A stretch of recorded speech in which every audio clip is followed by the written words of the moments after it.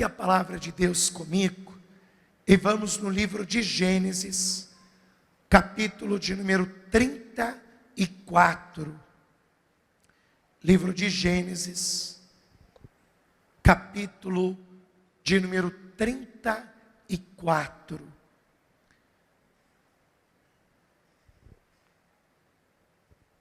E nós vamos ler aqui, a partir do versículo de número 11. Diz assim: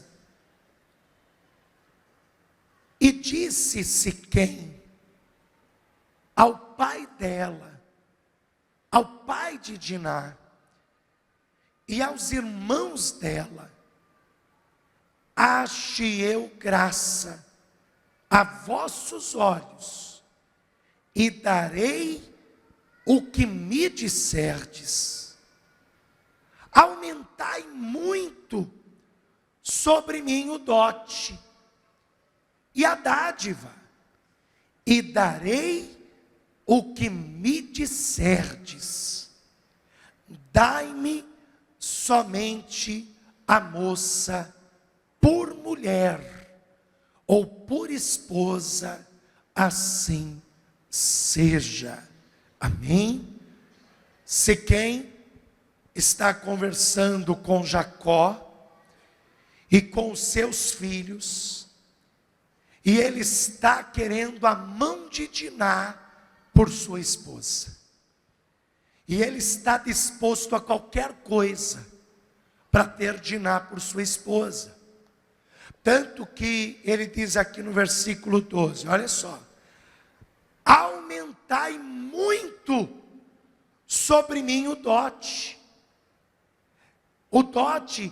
e a dádiva, e darei o que me disserdes. Dai-me somente a moça por mulher, assim seja.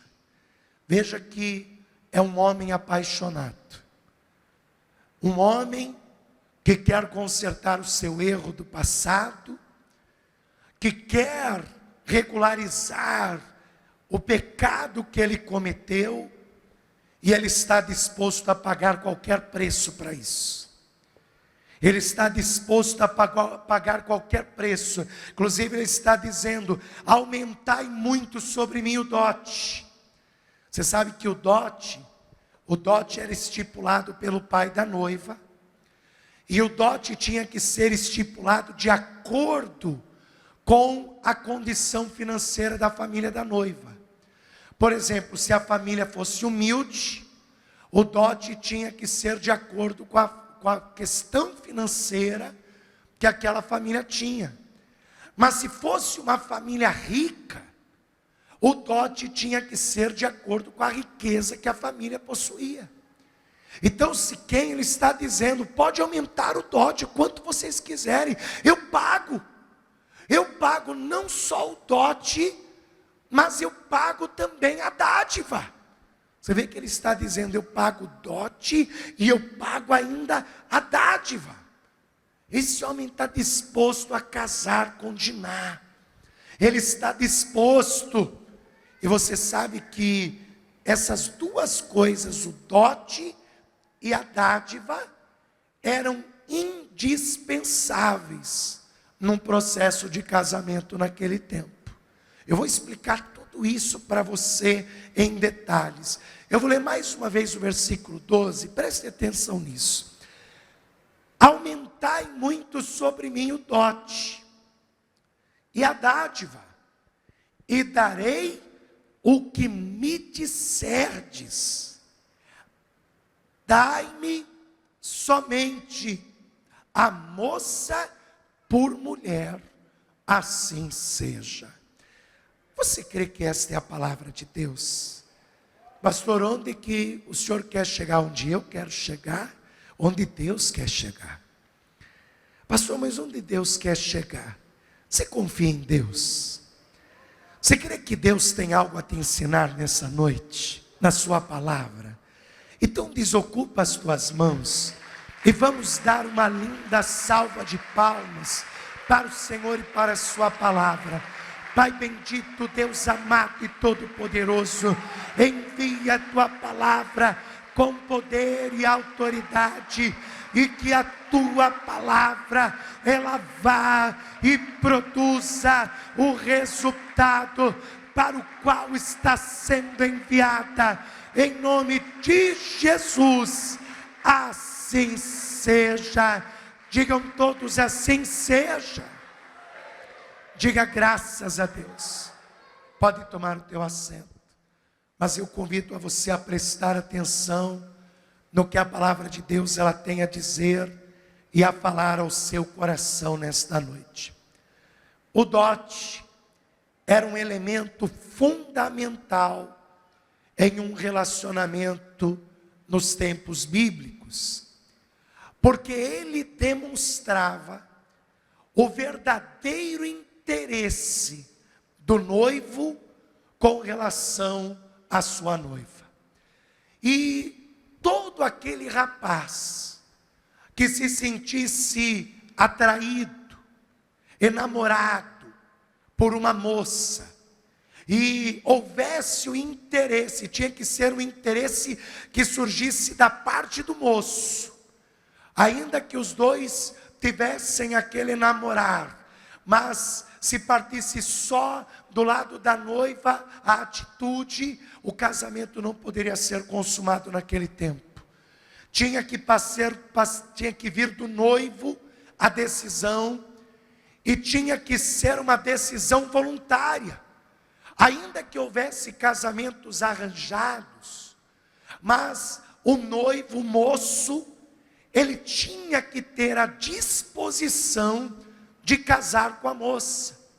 E a primeira coisa que o moço tinha que fazer era conversar com o pai da noiva e conversar com os irmãos da noiva, com a família da moça. E ele então chegava, como fez aqui Siquém, no versículo 11, e disse Siquém ao pai dela e aos irmãos dela: ache eu graça a vossos olhos e darei o que me disserdes. Então era o noivo e a família do noivo que tinha que pagar o dote. Só que quem estipulava o valor do dote era a família da noiva. Por que que a família da noiva estipulava o dote? Anote aí a palavra dote em hebraico. A palavra dote, traduzida no português, ela vem da palavra hebraica mohar, ou preço da noiva. M-O-H-A-R, mohar. Então quando Siquém diz aqui: aumentai pois o dote, a palavra dote é mohar, que significa preço da noiva, para compensar a perda da família. Como assim, pastor, para compensar a perda da família? Antigamente, e há alguns países que ainda mantêm essa tradição, antigamente no Brasil também tinha essa tradição, hoje em dia já não tem tanto, Hoje em dia a pessoa casa, a noiva decide se quer ou não o sobrenome do noivo, até o noivo pode pegar o sobrenome da noiva, ou se ninguém quiser mudar de sobrenome, fica cada um com o seu sobrenome. Mas antigamente, quando uma moça era desposada e ela casava, ela era obrigada a assumir o sobrenome da família do noivo.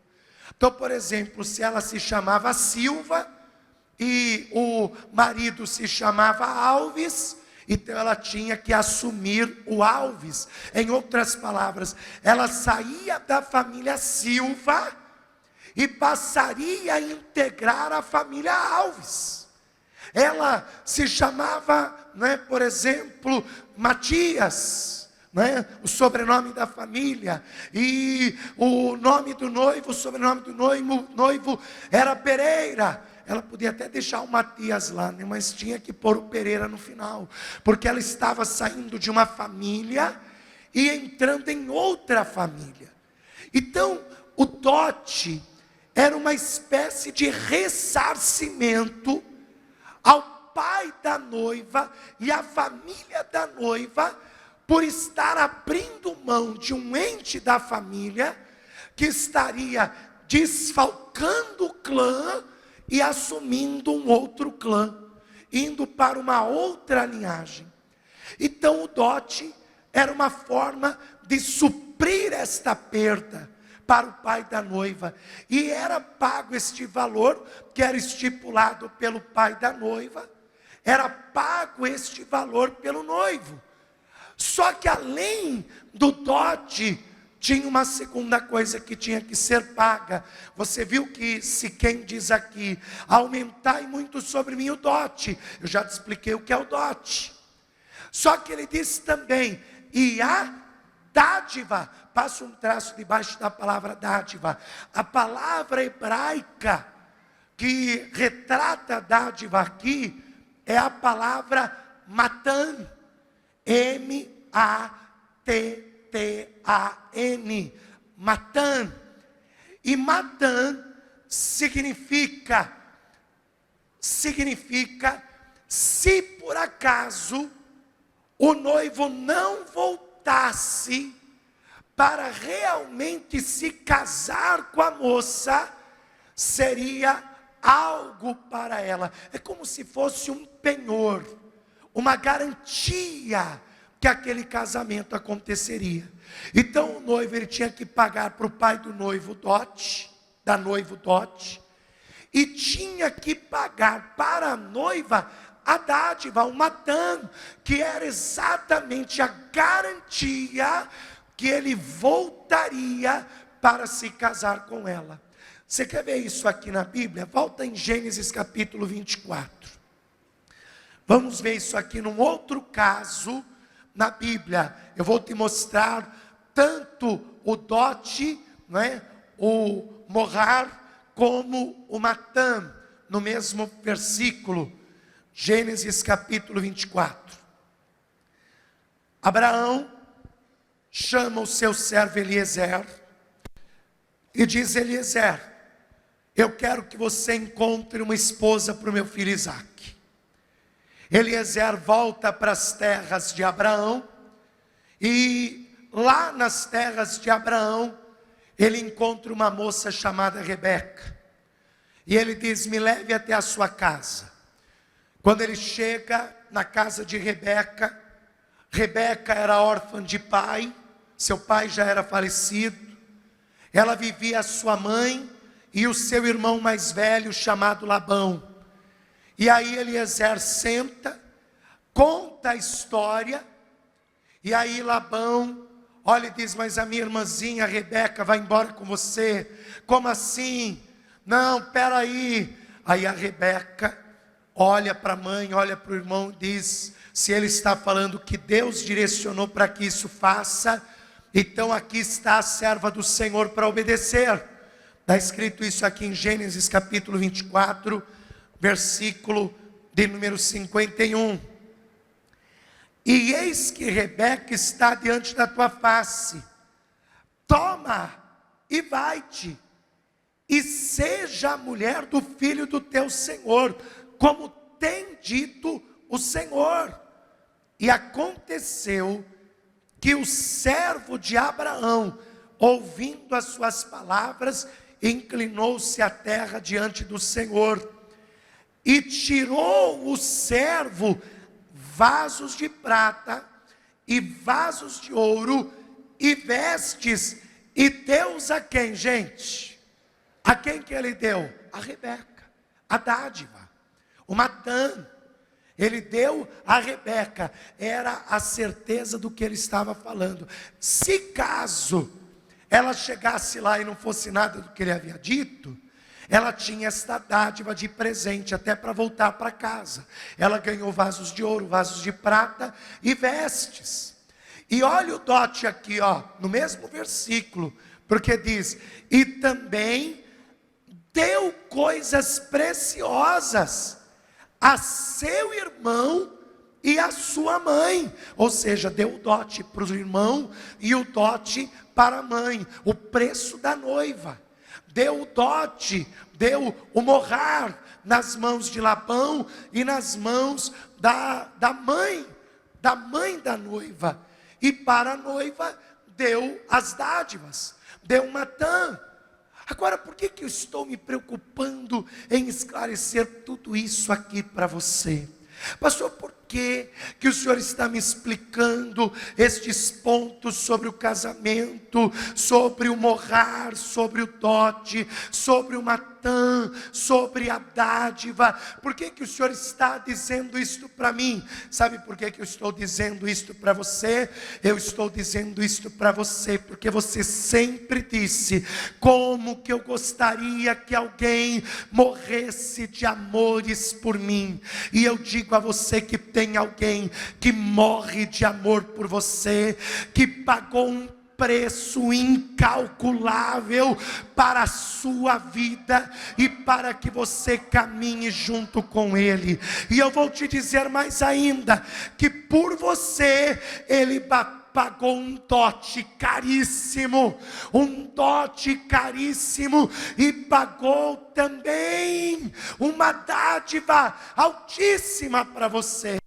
Olha o que está escrito em 1 Coríntios, capítulo de número 6, versículo de número 20.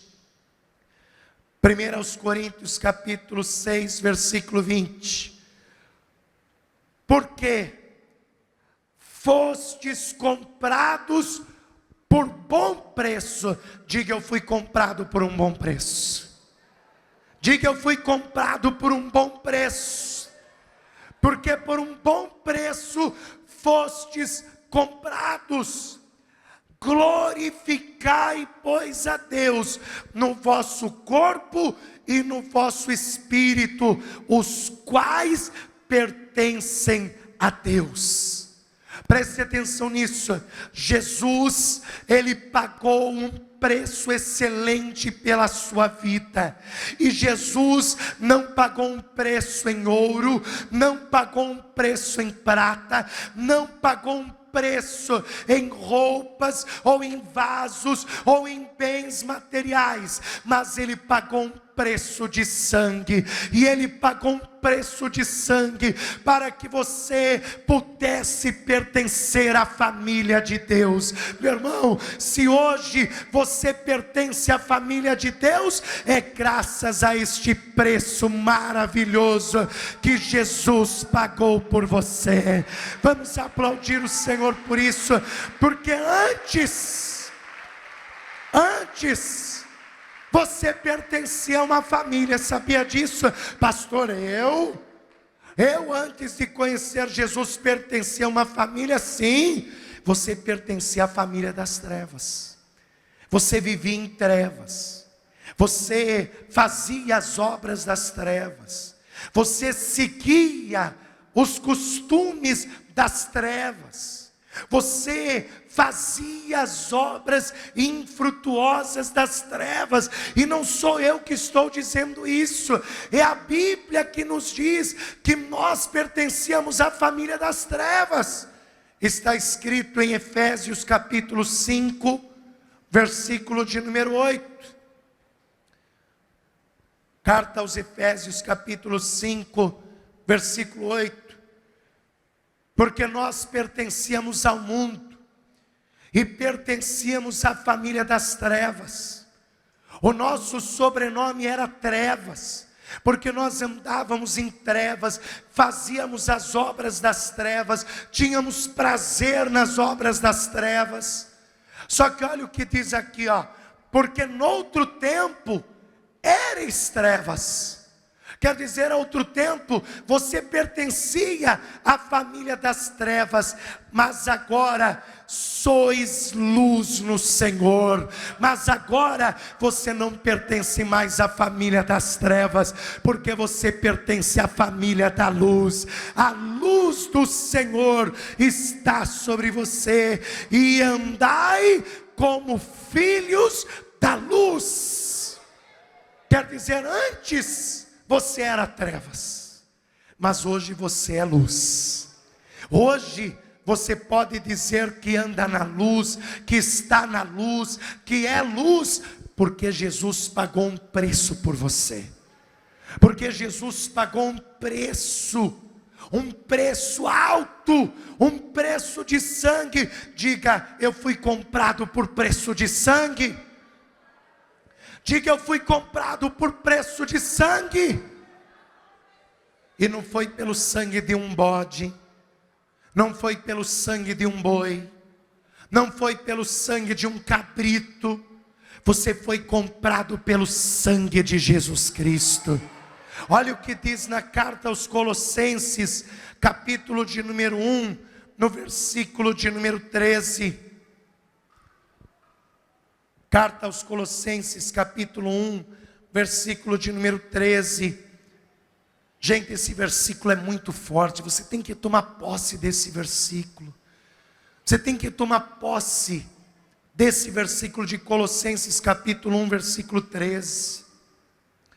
Presta atenção, olha o que o apóstolo Paulo diz: o qual nos tirou da potestade das trevas e nos transportou para o reino do Filho do seu amor, em quem temos a redenção pelo seu sangue, a saber, a remissão dos pecados.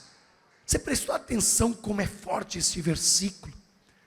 Veja só, antes nós estávamos debaixo das potestades das trevas. O diabo pintava e bordava na nossa vida, porque além de sermos trevas, estávamos sujeitos às potestades das trevas. Só que Deus, no seu infinito amor, Ele nos transportou de debaixo das potestades das trevas para o reino do seu Filho amado. Veja, Ele nos transportou, Ele nos tirou de debaixo das potestades das trevas e nos colocou no reino do seu Filho amado, a saber, através do seu sangue que nos redimiu dos nossos pecados. Se hoje você está no reino de Deus, é porque Jesus pagou o preço por você. Se hoje você está no reino de Deus, se hoje você é filho da luz, é porque Jesus pagou o preço por você. E eu vou te dizer uma coisa: Ele pagou um alto preço. Pastor, Jesus pagou um alto preço? Pagou. Ele pagou um preço tão alto que não existe pecado que possa prender um pecador. Pastor, Jesus pagou um preço tão alto? Sim. Por que uma pessoa que está em trevas, debaixo das trevas, que está sujeita às potestades infernais, o que ela faz? O que ela tem de herança? Ela peca. E qual é a herança do pecado? A morte. Agora veja uma coisa: tem muita gente que peca tanto, tanta gente que peca, e ela pega e fala assim: ah, pastor, para mim não tem jeito. Deixa eu te falar uma coisa: Jesus, Ele fez como se quem: aumentai o dote e eu pagarei.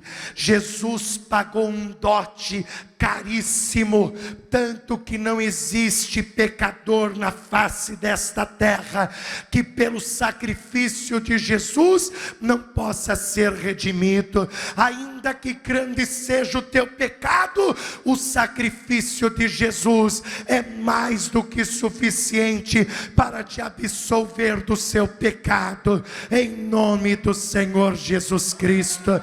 Está escrito na carta aos Romanos, capítulo de número 5, no versículo de número 20. E veio, porém, a lei, para que a ofensa abundasse. Mas onde o pecado abundou, superabundou a graça.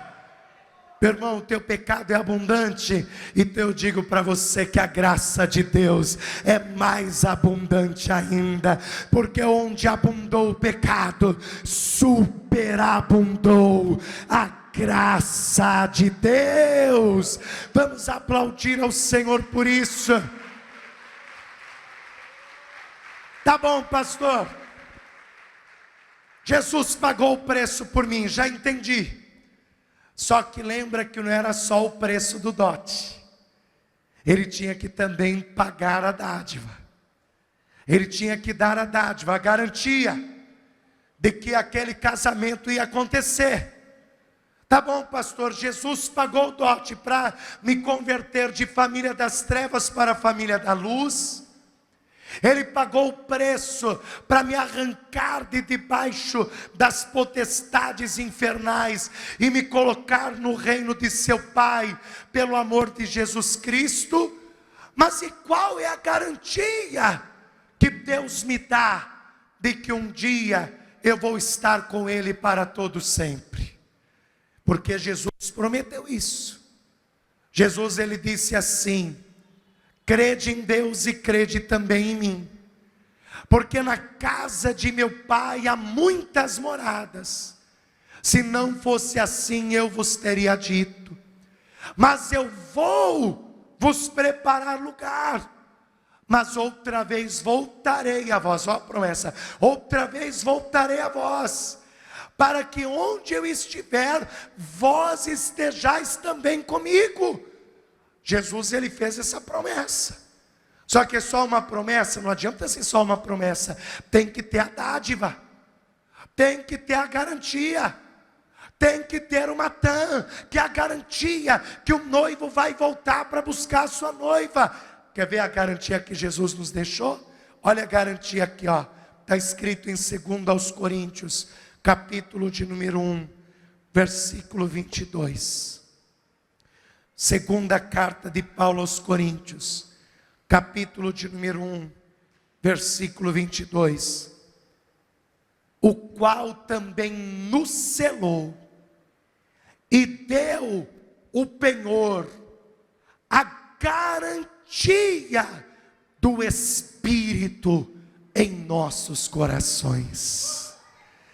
Vê que é Espírito com E maiúsculo, não é Espírito com E minúsculo não. Quando fala na Bíblia Espírito com E maiúsculo, é o Espírito Santo.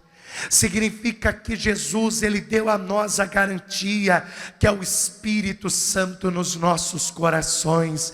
Meu irmão, creia no que eu vou te dizer, que nesta noite Jesus pagou um preço excelente pela sua vida, para que de trevas você seja luz, e para que de filho do diabo se torne filho e filha de Deus, em nome do Deus Todo-Poderoso.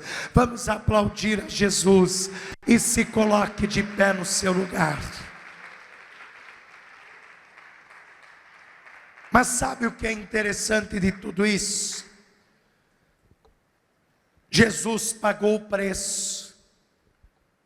Ele pagou um excelente preço.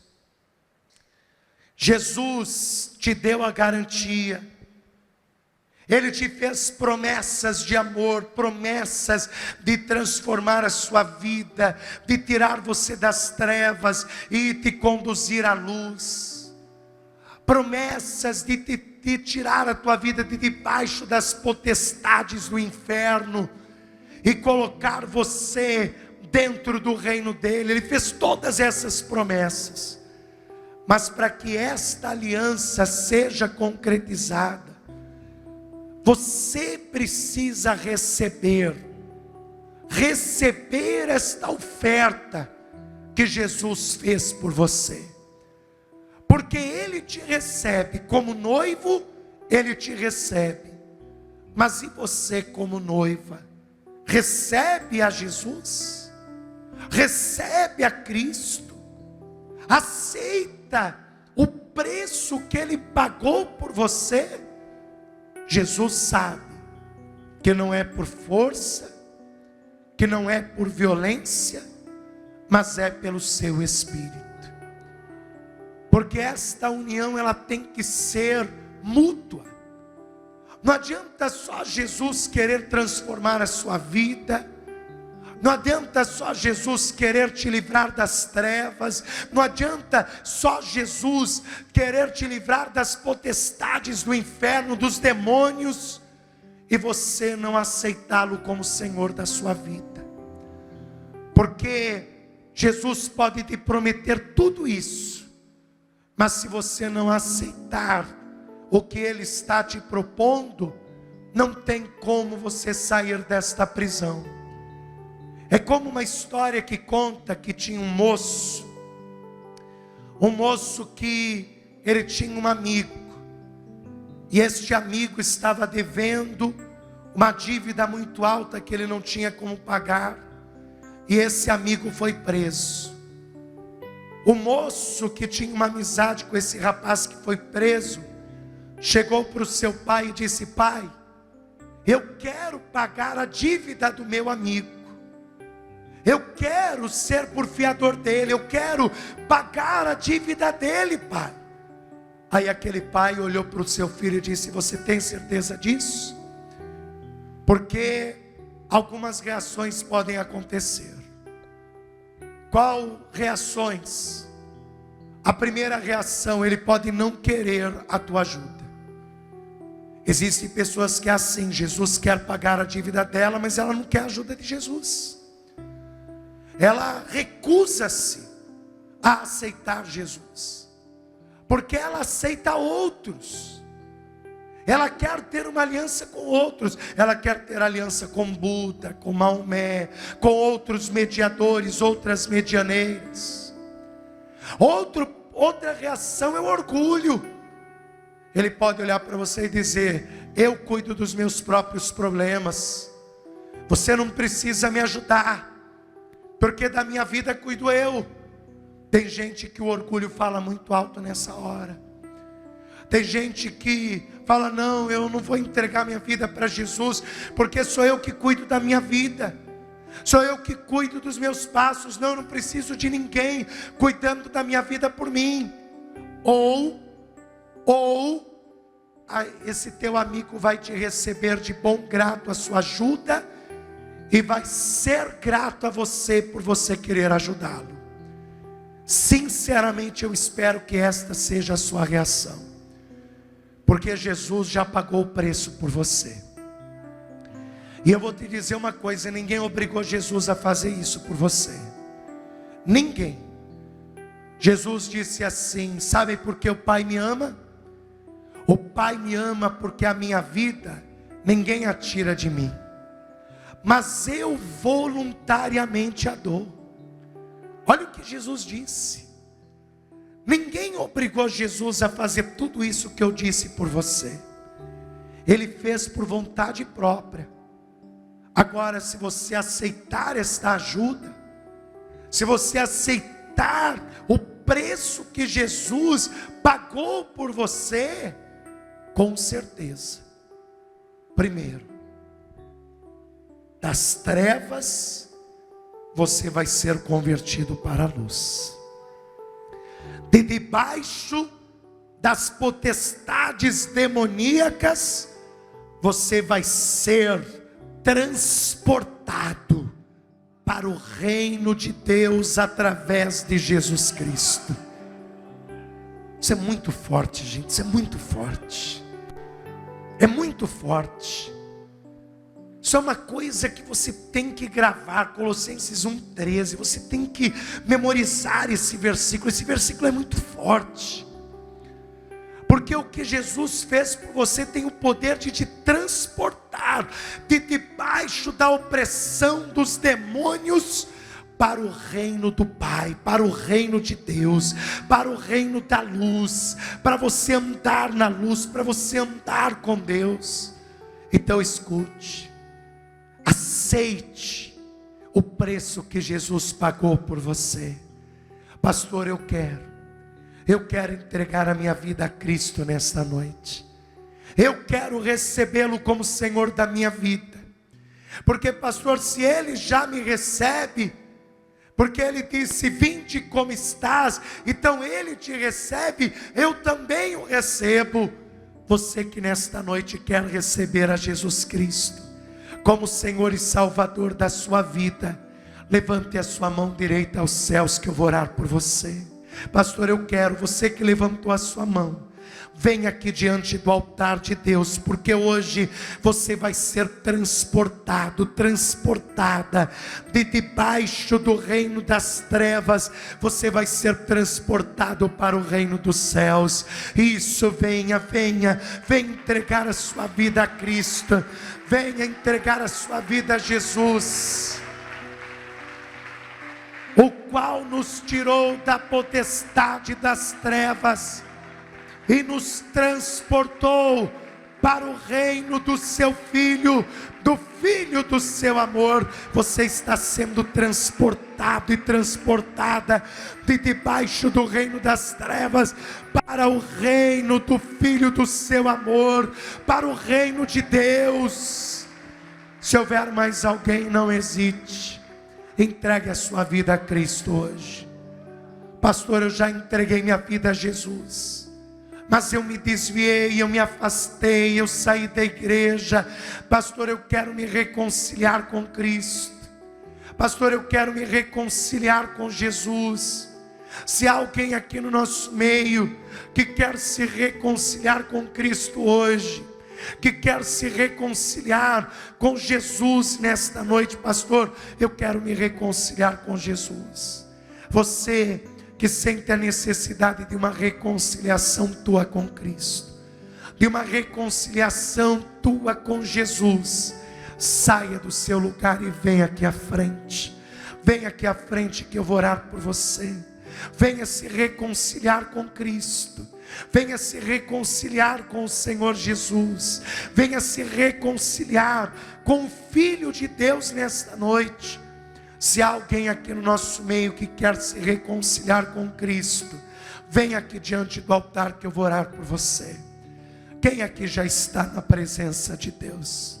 Você já está na presença de Deus? Então escuta uma frase que eu vou te dizer, escuta.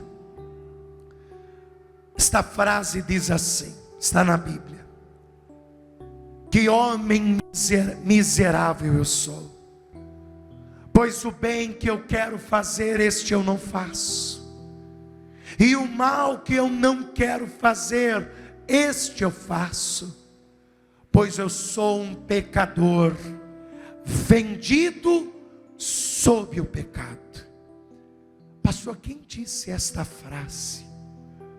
Quem disse esta palavra, pastor? Foi o apóstolo Paulo. O apóstolo Paulo disse isso, pastor. Eu não tenho dúvida nenhuma que o apóstolo Paulo era um homem de Deus. E não tenho dúvida nenhuma da salvação dele. Pois ele mesmo disse a seguinte palavra: combati o bom combate e guardei a minha fé.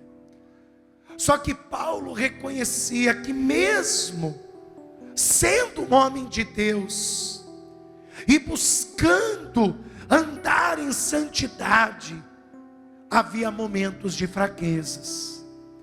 Havia momentos em que o bem que ele desejava fazer, ele não conseguia, e o mal que ele lutava tanto para não fazer, ele acabava fazendo. E não é assim na nossa vida também. Às vezes nos pegamos como Paulo, nos sentindo tristes, chateados, envergonhados, porque o bem que nós queríamos tanto fazer, não conseguimos. E o mal que a gente luta tanto para se distanciar, às vezes acabamos caindo nele. O apóstolo João escreveu assim: filhinhos, estas coisas eu vos escrevo, para que não pequeis. mas se pecardes, saiba que temos um advogado para com Jesus Cristo, o justo, um advogado para com Deus Pai, e o seu nome é Jesus Cristo justo, a propiciação pelos nossos pecados e pelos pecados de toda a humanidade. Pastor, eu sou sincero em dizer que eu entrei hoje aqui chateado, envergonhado, triste comigo mesmo, pelas minhas falhas, pelos meus erros. Não quer dizer que você deixou de ser um homem de Deus ou uma mulher de Deus, nem tampouco que você perdeu a sua salvação.